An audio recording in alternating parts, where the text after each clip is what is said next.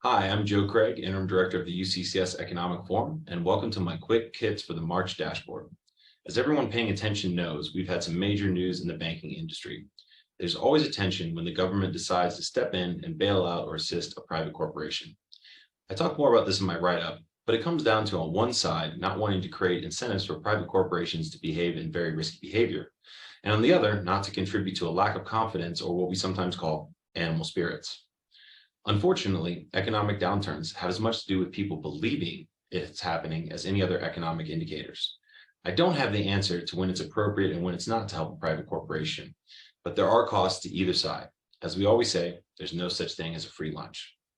While consumer sentiment fell modestly with the preliminary March numbers, I expect the final numbers to be lower than the 63.4% we're currently reporting. Inflation continues to fall, checking in at 6% for all goods and 5.5% less food and energy.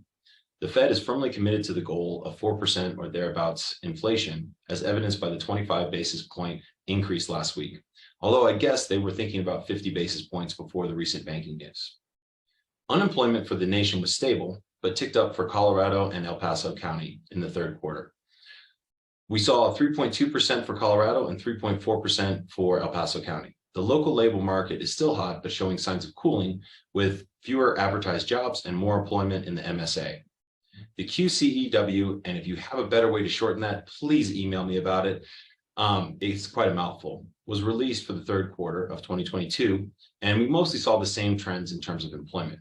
The exceptions were accommodation and food services, which remained relatively flat, and construction, which fell. This also gave us a look at wages, which increased across the board. El Paso County average wages rose up to $64,000 for the third quarter of 2022 and increased more as a percentage than Colorado and the US.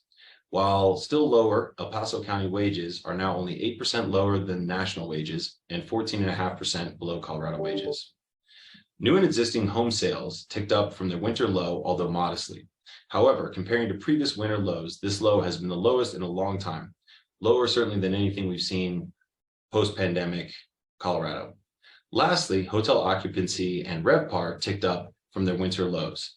We're seeing a RevPAR 13.3% higher than 2 years previously. Also, the occupancy rate for the local area is only 5% lower than Denver and Colorado. Typically, we see about 2.5% lower monthly. It's a little bit better looking in that. Unfortunately, a recession looks much more likely than in previous months. These have been my quick hits, and thank you very much.